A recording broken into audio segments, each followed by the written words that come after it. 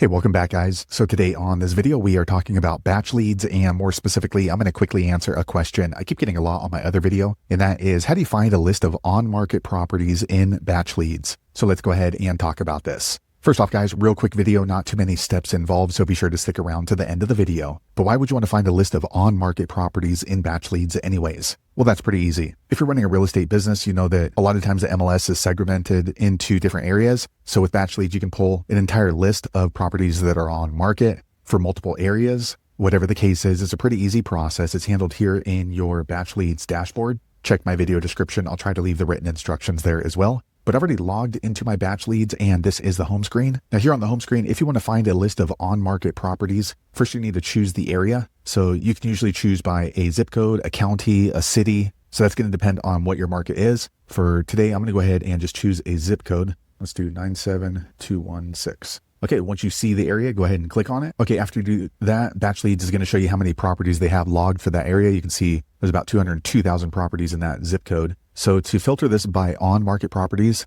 Batch Leads makes it really easy. You just click on this button right here called On Market. Oh, you can see in this particular zip code, there's about 2,600 properties that are listed on market. So depending on what you're going to do with this on-market property list, you may want to filter it down more. So for example, me personally, I'm going to click on all filters, and I like to go after single family residence. So I'm going to click here on property classification, residential, and then property type, single family. Okay, you can see it drops down to about 1,500 properties, and maybe I want to go ahead and go after individual owned properties. So I'm going to click ownership info, owner type, and then individual. And then you can filter it down even more. So for me personally, I'll usually click here on valuation and equity and estimated value. So if your budget's between 200 and 600,000, there's not really a point in having, multi-million dollar homes showing up. So maybe I'll go ahead and put 700,000 as the max estimated value. Okay, you can see it drops down to 733 properties. And then maybe if you're looking to take over one of these properties on sub 2, you can click here on mortgage info, and then you can go ahead and maybe put the interest rate maximum at 3.5%. Okay, so now you can see it filtered down to about 184 properties. So if you want to see this list, just click on see properties. Okay, now it's going to show you all the properties. So you can go ahead and just click on list, and then you can go ahead and just check the boxes